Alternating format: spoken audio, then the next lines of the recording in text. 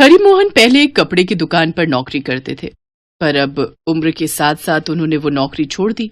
अब उनकी उम्मीद बस अपने बीए पास बेटे रवि से है।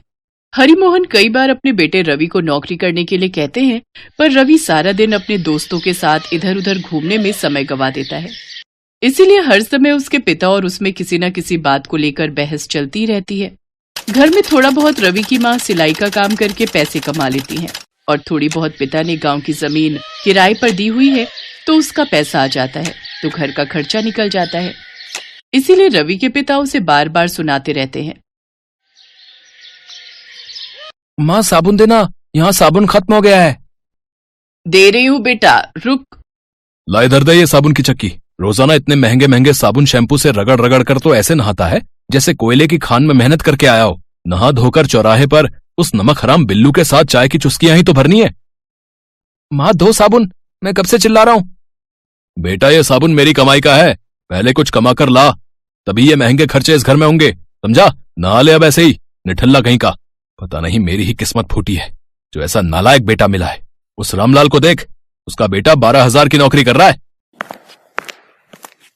हाँ हाँ देखना, वो दिन भी दूर नहीं जिसे तुम निठल्ला कह रहे हो। मेरे नाम के पर्चे पूरे शहर में ना छपे तो मेरा नाम भी रवि नहीं। जाओ नहा लो ये साबुन मलमल कर और सूंघते रहना खुशबू। बताओ, साबुन भी नहीं लगाने दिया। लगता है अब कुछ करना ही पड़ेगा, तभी ने मेरी अहमियत पता चलेगी। अरे रवि, नाश्ता तो करता जा। नहीं माँ, अब मैं नौकरी ढूंढकर ही इस घर में नाश्ता करूंगा। जाने दे आशा, ये नौटंकी बाज है। इसकी ये नौटंकी इसके दोस्तों में ही चलती है। तुम हर समय मेरे लाडले के पीछे पड़े रहते हो। बेचारा कुछ खाए पिए बिना ही चला गया, मेरा बच्चा। इधर रवि की माँ उसकी चिंता में थी कि वो भूखा प्यासा घर से चला गया, पर रवि तो गर्मा गर्म समोसे का मजा ले रहा था। अरे बताएगा भी यार, क्या हुआ है? जब से आया तब से पूछ रहा हूँ। पहले मुझे समोसा तो खाने दे। घर पर पिताजी की डांट खाकर आया हूँ, यहाँ तो मेरा दिमाग खा रहा है। एक काम कर, मुझे कुछ भी करके कोई भी नौकरी दिलवा दे। मैं ये ताने सुन सुनकर तंग आ गया हूँ यार। मैं डिसाइड करके आया हूँ, अब मैं घर तभी जाऊंगा जब मुझे कोई नौकरी मिल जाएगी। बस बहुत हो चुका, अब ये गरीबी के दिन मेरे से नहीं काटे जाएंगे। मैं भी ऐशो आराम की जिंदगी जीना चाहता हूँ, तो कुछ भी करके मुझे कोई भी काम नौकरी दिलवा दे यार। एक नौकरी तो है पर उसमें गड़बड़ है, पर सुना है पैसे अच्छे मिलेंगे। अरे गड़बड़ तो मेरी जिंदगी में चल रही है यार। अच्छे पैसे पाने के लिए मैं कोई भी नौकरी करने को तैयार हूँ। तू बता तो नौकरी क्या है? यार पहले तू बोल कि तू थप्पड़ नहीं मारेगा यार। अगर तू अब नहीं बोला ना तो जरूर मार दूंगा। रुक रुक बताता हूँ यार। कुछ नहीं करना, तुझे लड़की बनना पड़ेगा, क्योंकि वो नौकरी सिर्फ लड़कियों के लिए है और एक लड़की की जगह खाली है। अबे साले, मैं लड़की बनूंगा है? तूने मुझे समझ क्या रखा है बे? देख, मैंने पहले ही कहा था कि मुझे थप्पड़ मत मारना यार। इतने कम समय में तुझे कोई नौकरी पर नहीं रखेगा। सारा दिन ऑफिस के चक्कर लगाने पड़ते हैं, तब जाकर कहीं नौकरी का नंबर आता है। वो मोहन पिछले साल से नौकरी के लिए अप्लाई कर रहा है और उसकी नौकरी अभी तक नहीं लगी। अब अगर मैंने तुझे कुछ बता दिया, तुझे सही लगे तो इस नौकरी के लिए तू जा सकता है। बड़ी नाटक कंपनी है, अच्छे अच्छे नाटक करवाती है। वहाँ पर एक बड़ा नाटक होने वाला है जिसमें एक सुंदर लड़की की जरूरत है, और तू तो वैसे भी एक्टिंग करने का शौकीन है। मुझे पता है तू ये रोल अच्छे से कर लेगा। हाँ, किसी को कुछ पता नहीं चलेगा। बिल्लू की बात सुनकर रवि सोच में पड़ जाता है कि उसे वाकई में नौकरी चाहिए थी, तो वो लड़की बनकर नौकरी करने के लिए तैयार हो जाता है। और फिर रवि लड़कियों की वेशभूषा पहनकर नाटक कंपनी के मालिक से मिलता है। क्या नाम है तुम्हारा? जी मेरा नाम रवीना है। रवीना, बड़ा ही सुंदर नाम है। जैसा सुंदर नाम वैसा ही सुंदर रूप। ठीक है, तुम हमारी नाटक कंपनी से जुड़ सकती हो। हमारा नया नाटक ड्रीम गर्ल आने वाला है। तुम उसमें ड्रीम गर्ल का रोल निभाओगी, और मुझे देखो किसी भी शिकायत का मौका ना मिले, ठीक है ना रवीना? जी जी, मैं आपको किसी भी शिकायत का मौका नहीं दूंगी। मुझे लड़की की एक्टिंग करते हुए बहुत साल हो गए हैं। लड़की की एक्टिंग करते हुए मतलब? अरे मतलब रजनीकांत जी, चिंता मत करो, रवीना को नाटक में लीड रोल की एक्टिंग करते हुए बहुत साल हो चुके हैं। अच्छा अच्छा अच्छा, कल से काम पर आ जाना है और थोड़ा और सुंदर बनकर आना। जी जी, मैं और सुंदर बनकर आऊंगी। अच्छा, हम चलते हैं। रवि लड़की के रूप में थोड़ा घबरा रहा था। अचानक वो एक लड़की से टकरा जाता है। अरे देखकर चलो, अभी सारा सामान मेरे हाथ से गिर जाता। सर, ये आपकी ड्रीम गर्ल का नाटक का सारा कॉस्ट्यूम और ज्वेलरी आप अपनी लीड एक्ट्रेस को दे दो। रितिका, तुम सही समय पर आई हो। ये रवीना है, हमारे नाटक की लीड एक्ट्रेस। अच्छा, तो ये है। ओके, टाइम पर आ जाना, मैं तुम्हें सब कुछ समझा दूंगी। अच्छा सर, अब मैं चलती हूँ, बाकी काम भी देखने हैं। रवि बिल्लू के साथ बाहर आ जाता है और एक लंबी ठंडी सांस लेता है। क्या हो गया है? तू किस सोच में पड़ गया? यार बिल्लू, रितिका कितनी सुंदर है ना, पर वो रजनीकांत मुझे कितनी गंदी नजरों से देख रहा था। उसे तो शर्म नहीं आ रही थी, इतनी बड़ी उम्र का मुझ पर लाइन मार रहा था। यार मेरा तो रितिका पर दिल आ गया यार, वो बहुत सुंदर है। अबे ओ, सपनों की दुनिया से बाहर आ। इस समय तू रजनीकांत के सामने एक लड़की है। अगर तेरी सच्चाई उन्हें पता चलेगी तो इस नौकरी से तो तू हाथ धो बैठेगा। ड्रीम गर्ल बनने के चक्कर में सपनों की दुनिया में खो गया है। कल से तुझे काम करना है, तभी पैसे आएंगे। अगले दिन से रवि प्रैक्टिस के लिए कंपनी में जाने लगा। रवि रवीना बनकर स्टेज पर एक्टिंग करता तो रजनीकांत उसकी तारीफ के पुल बांध देता। क्या बात है रवीना, तुमने तो मेरा दिल ही ले लिया। तुमने तो ड्रीम गर्ल में जान डाल दी। बहुत बढ़िया। वैसे आज रात क्या कर रही हो? मुझे माँ को अस्पताल लेकर जाना है। माँ की तबीयत बहुत खराब है। अरे तो तुम प्रैक्टिस के लिए क्यों आई हो? जाओ तुम पहले माताजी को अस्पताल लेकर जाओ। जाओ जाओ, मैं तुम्हें छुट्टी दे देता हूँ। हैं, हम कल रात को मिलेंगे। हैं, ठीक है, फिर मैं चलती हूँ। चल बिल्लू। रोजाना ही रवि को रवीना बनकर नाटक कंपनी में जाना पड़ता था। धीरे धीरे वो परेशान होने लगा क्योंकि रजनीकांत उसे बहुत तंग करता था। रवि कोई न कोई बहाना करके उससे पीछा छुड़ा लेता था। 1 महीना हो गया था। रवि को पहली तनख्वाह मिली। उसके नाटक का पहला भाग बहुत अच्छा हो गया। अब दूसरे भाग की तैयारी करनी थी। क्या बात है बेटा, 15,000 रुपए? तूने तो कमाल कर दिया। वैसे तू कौन सी कंपनी में नौकरी कर रहा है और कौन सी पोस्ट पर है? अरे तुम आम खाओ ना, गुठलियों से क्या मतलब है? पहले कहते थे कमाता नहीं हूँ, अब कमा कर लाया हूँ तो 10 सवाल कर रहे हो। माँ मुझे बहुत जोरों की भूख लगी है, कुछ खाने को दो। तुम क्यों मेरे बेटे के पीछे पड़े रहते हो? तुम्हारे हाथ में उसने सारी तनख्वाह रख दी, फिर भी उसकी जान के दुश्मन बने रहते हो। बेटा, मैंने तेरे लिए कटहल की सब्जी और पराठे बनाए हैं। और इसी तरह कुछ महीने बीत गए और ड्रीम गर्ल नाटक का दूसरा भाग बन गया। स्टेज पर परफॉर्म करने के लिए रवि रवीना के रूप में रोल निभा रहा था। सबको उसका रोल बहुत पसंद आ रहा था। सब तालियां बजा रहे थे। तभी रवि देखता है कि उसके माता पिता भी ये नाटक देखने के लिए आए हुए हैं और वहीं पब्लिक के बीच में बैठे हैं। रवि घबरा जाता है और घबराहट में उसका विग नीचे गिर जाता है। ऑडियंस हंसने लगती है। अरे भाई, ये तो लड़की के रूप में लड़का निकला। ये तो ड्रीम गर्ल लड़की से लड़का बन गई है। अरे भाई, ये सब क्या है? लड़की कहाँ है? ये तो लड़का है, लड़का। अरे पर्दा गिराओ, इसने हमें धोखा दिया है। ये लड़की बनकर इतने समय से हमें धोखा दे रहा था। हाँ मैं लड़का हूँ, पर मैंने किसी को धोखा नहीं दिया। मैं गरीब परिवार का लड़का हूँ। मुझे नौकरी की जरूरत थी। अपने पिता को खून पसीने से मेहनत करते देख मेरा भी मन करता था कि मैं भी पैसे कमाऊं, अपने माँ बाप को सुख की 2 रोटी दे सकूं। पिताजी मुझे माफ कर दो। मुझे जो ठीक लगा मैंने वो किया, पर मैंने अपना काम पूरी ईमानदारी से किया है। ये यहाँ सब लोग जानते हैं। तो क्या हुआ अगर मुझे लड़की बनना पड़ा? कम से कम मैं अपने माता पिता के चेहरे पर खुशी तो ला सका। मेरा बच्चा, मेरा लाल, और उसे तंग करो। हर समय उसको ताने देते रहते थे। देखा वो तुम्हें कितना प्यार करता है। तुम्हें खुश रखने के लिए वो नाटक में लड़की बनने को भी तैयार हो गया। तू ठीक कह रही थी आशा, मैं गलत था। मेरा बच्चा तो सच में बहुत लायक है। 1 सेकेंड, क्या आप सबको ये ड्रीम गर्ल पसंद नहीं आई? हाँ या ना में जवाब दीजिए। मैं आप सबसे पूछना चाहती हूँ, क्या आपको ये ड्रीम गर्ल दोबारा नहीं चाहिए? हाँ हाँ, हमें यही ड्रीम गर्ल चाहिए। ये बहुत बढ़िया एक्टिंग करती है। हमें यही ड्रीम गर्ल चाहिए। रितिका, तुम मेरे लिए। हाँ रवि, मैं तुम्हारी सच्चाई पहले से जानती हूँ। मैंने तुम्हें ग्रीन रूम में तैयार होते हुए देख लिया था और बिल्लू के साथ तुम्हारी सारी बातचीत सुन ली थी। मैं जानती थी, पर मैं तुम्हें सच में बहुत प्यार करती हूँ और तुम मुझे ऐसे ही पसंद हो। इसलिए मैं तुम्हारे मुंह से सारी सच्चाई सुनना चाहती थी। फूटी किस्मत मेरी, ड्रीम गर्ल तो गई। रवि और रितिका एक दूसरे के गले लग जाते हैं। रवि के माता पिता की आंखों में भी खुशी के आंसू थे। वो नाटक ड्रीम गर्ल पब्लिक को बहुत पसंद आया। रवि ने उस नाटक से बहुत पैसे कमाए और उसके बाद रवि और रितिका ने शादी कर ली। रवि के पिता को भी समझ आ गया था कि उनका बेटा सचमुच हीरा है, जिसे पहचानने में उन्होंने गलती कर दी थी।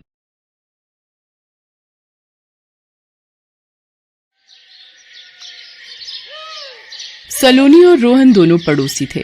खेलना कूदना, एक ही स्कूल में पढ़ना। रोहन सलोनी का बेस्ट फ्रेंड था। एक दिन, सलोनी क्या हुआ? तुम रो क्यों रही हो? पारस ने मुझे धक्का दे दिया और मेरी गुड़िया भी तोड़ दी। पारस, तूने सलोनी को धक्का कैसे दिया? तेरी हिम्मत कैसे हुई? रोहन और पारस में हाथापाई हो गई और तभी पारस के पापा आ गए। ए लड़के, छोड़ दे मेरे बेटे को। आज के बाद सलोनी की आंख में एक भी आंसू दिखा ना। तुम छोटे गरीब घर के लोग ऐसे ही गुंडागर्दी करके हमारे जैसे शरीफ लोगों के बच्चों पर दबाव बनाते हो। क्या हुआ मिस्टर मुकेश? अरे सलोनी और पारस दोनों बच्चे आपस में खेल रहे थे, दोनों में किसी बात पर लड़ाई हुई और ये गुंडा बच्चा मेरे बेटे को मारने लगा। पापा, पारस ने मुझे धक्का दिया था, रोहन की कोई गलती नहीं है। सलोनी, तुम्हें कितनी बार मना किया है, इन छोटे गरीब लोगों के मुंह मत लगा करो, पर तुम मेरी मानो तब ना। रमेश जी, आप अपने बेटे को संभाल कर रखो, इसे समझा दो कि मेरी बेटी से दूर रहा करे। पापा, रोहन मेरा बेस्ट फ्रेंड है, मैं उसी के साथ खेलूंगी। सलोनी रोने लगती है। दीपक सलोनी का हाथ पकड़कर घर ले जाता है। अब दीपक ने सलोनी का रोहन के साथ स्कूल जाना, खेलना, पढ़ना, लिखना सब बंद कर दिया था और इसलिए अब वो उदास रहने लगी थी। एक दिन, सुमन, सलोनी कहाँ है? जन्मदिन की सारी तैयारियां हो चुकी हैं, मेहमान आने वाले हैं।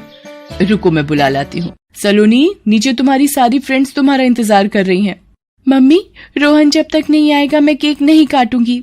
सलोनी, तुम्हारे पापा गुस्सा करेंगे अगर तुम नीचे नहीं चलोगी तो। सलोनी नीचे पार्टी में पहुंचती है।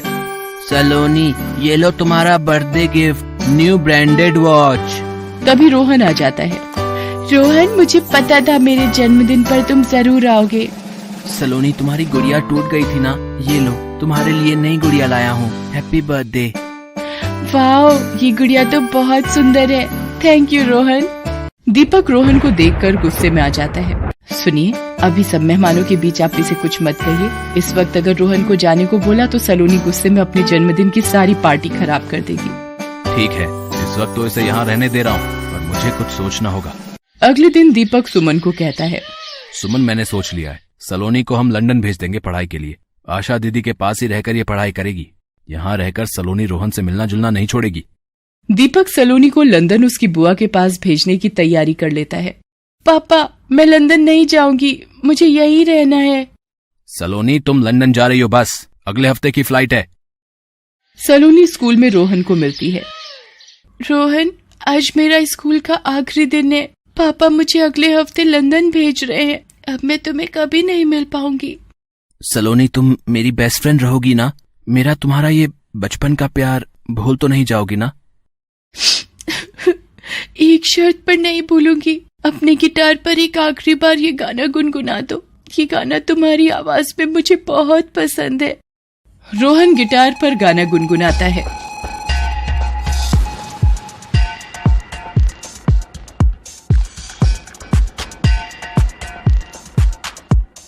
जाने मेरी जाने मन, बचपन का प्यार मेरा भूल नहीं जाना रे। जैसा मेरा प्यार है, प्यार तुझे किया है, बचपन का प्यार मेरा भूल नहीं जाना रे। जाने मेरी जाने मन, बचपन का प्यार मेरा भूल नहीं जाना रे। जैसा मेरा प्यार है, प्यार तुझे किया है, बचपन का प्यार मेरा भूल नहीं जाना रे। भूल नहीं जाना रे, भूल नहीं जाना रे। रोहन, ये गाना हमेशा मुझे तुम्हारी याद दिलाएगा। सलोनी लंदन पढ़ने चली जाती है। रोहन सलोनी को बहुत याद करता था। धीरे धीरे वक्त बीत जाता है और जिंदगी 12 साल आगे चली जाती है। रोहन पढ़ाई के बाद अपने पिता रमेश का गैराज का काम संभालने लगा। एक दिन, सुना जरा, ये मेरी गाड़ी रास्ते में रुक गई, जरा देखो इसे। जी अभी देखता हूँ। यहाँ तो पहले रमेश बैठा करता था ना? जी वो मेरे पापा हैं। आप दीपक अंकल हो ना? मैं रोहन। अच्छा हाँ, पहचाना पहचाना। और तुम लोगों ने वो कॉलोनी छोड़ दी थी ना? क्या कर रहे हो आजकल? अंकल बस अभी कॉलेज पास किया है और अब ये बाबा का गैराज संभालता हूँ। ये लो 500 रुपए गाड़ी ठीक करने के। अंकल इस काम के 200 रुपए ही बनते हैं। कोई नहीं, टिप समझ कर रख लो, वैसे भी कोई इतनी बड़ी टिप नहीं देता होगा। नहीं अंकल, मैं सिर्फ अपनी मेहनत के ही पैसे लेता हूँ, ये आपके बाकी के 300 रुपए। दीपक आज भी रोहन से नफरत करता था और अपने पैसे पर घमंड करता था। रोहन गैराज पर होता है तभी उसका दोस्त अनिल आ जाता है। रोहन, ये देख यार, तेरा गाया हुआ गाना सोशल मीडिया पर कितने लोगों की पसंद बन गया है। अनिल, तूने वो गाना सोशल मीडिया पर कब डाल दिया? अरे वो उस दिन तू गिटार पर गुनगुना रहा था ना, मैंने तेरा वीडियो बनाकर डाल दिया था। अनिल, वो गाना मेरे बचपन की सबसे खूबसूरत याद है और तूने उसे सोशल मीडिया पर डाल दिया। रोहन, एक बहुत बड़े आर्टिस्ट मिस्टर मेहता ने तुम्हारे इस गाने को सुना है। वो एक बहुत बड़ा सिंगिंग शो करवाना चाहते हैं जिसमें तुम इस गाने को सबके बीच गाओ, दुनिया इस गाने को सुने। तुम्हारा टैलेंट सामने आए यार। पर अनिल, मैं अपने मन को कैसे तैयार करूं? मेरी बहुत यादें हैं इस गाने को लेकर। रोहन, मैंने मिस्टर मेहता को हाँ बोल दिया है। अब तू मना मत कर यार, आखिर तू मेरा दोस्त है, मेरी बात नहीं मानेगा क्या? अनिल के कहने पर रोहन शो करने के लिए तैयार हो जाता है। मिस्टर मेहता रोहन से मिलते हैं और शो की तैयारियां शुरू हो जाती हैं। एक दिन, अकेले अकेले दोनों बाप बेटी मिलते रहोगे या मैं भी अपनी बेटी से मिल लूं? सलोनी, इतनी कमजोर क्यों दिखाई दे रही हो? तुम्हारी बुआ बता रही थी तुम खाने पीने का ध्यान नहीं रखती हो। मम्मा, अब मैं इंडिया वापस आ गई हूँ ना, अब आपके हाथ का खाना खाकर मोटी हो जाऊंगी। अच्छा मम्मी पापा, मेरी सहेली रीमा का फोन आया है, मैं मिलकर आती हूँ। सलोनी रीमा से मिलने चली जाती है। सलोनी, इतने सालों बाद तुझे मिल रही हूँ। वीडियो पर तो बिल्कुल बदली सी दिखती थी, अब लग रहा है और भी ब्यूटीफुल हो गई है। वो तो है, पर तू भी कम सुंदर नहीं। अरे ये पोस्टर कैसा है? अरे ये पापा के फ्रेंड मिस्टर मेहता एक सिंगिंग कॉन्सर्ट करवा रहे हैं। रॉकस्टार आरके सॉन्ग गाएगा। आरके? ये कौन है? अरे तूने नाम नहीं सुना? इस वक्त पूरा सोशल मीडिया उसकी आवाज का दीवाना है। एक काम कर, आज शाम 6 बजे तू मेरे साथ इसका शो देखने चल। ओके, मैं भी देखूं ये रॉकस्टार आरके है कौन। सलोनी रीमा के साथ शो देखने जाती है। रोहन के स्टेज पर आते ही पब्लिक चिल्लाने लगती है, आरके आरके आरके। आप सबका इतना प्यार देने के लिए शुक्रिया। आपने मेरे गाने को पसंद किया, पर ये गाना मेरे बचपन से जुड़ा है। कोई था जिसे मेरा ये गाना बहुत पसंद था। उसने मुझे कहा था मेरा ये गाना हमेशा उसे मेरी याद दिलाएगा। वो कल भी मेरा पहला प्यार थी, वो आज भी मेरा पहला प्यार है, वो कल भी मेरा पहला प्यार होगा।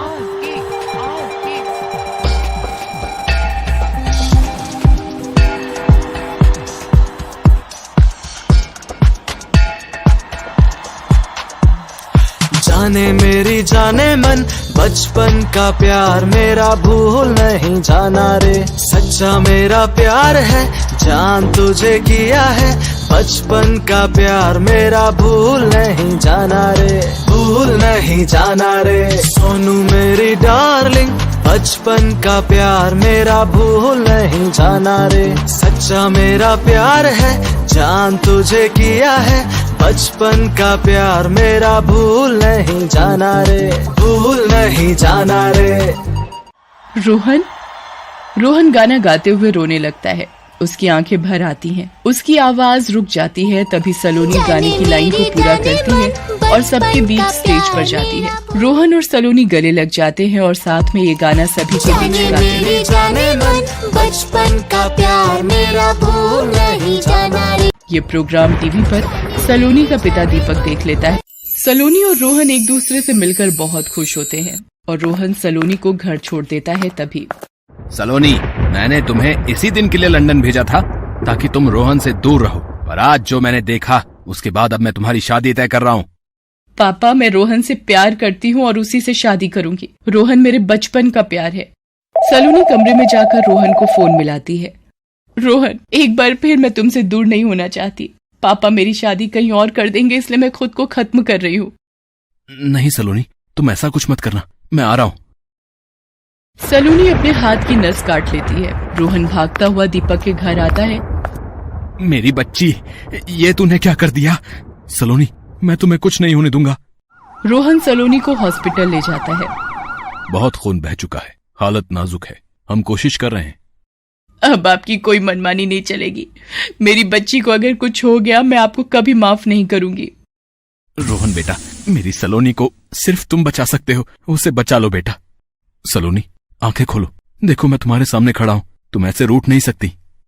सलोनी, मुझे माफ कर दे मेरी बच्ची, उठ जा। सलोनी अपनी आंखें खोलती है। रोहन को सामने देखकर वो खुश हो जाती है। रोहन बेटा, सलोनी के बचपन का प्यार तुम ही हो। तुमसे ज्यादा सच्चा प्यार सलोनी को कोई नहीं कर सकता। रोहन और सलोनी का बचपन का प्यार सच्चा था, ये उन दोनों ने साबित कर दिया था।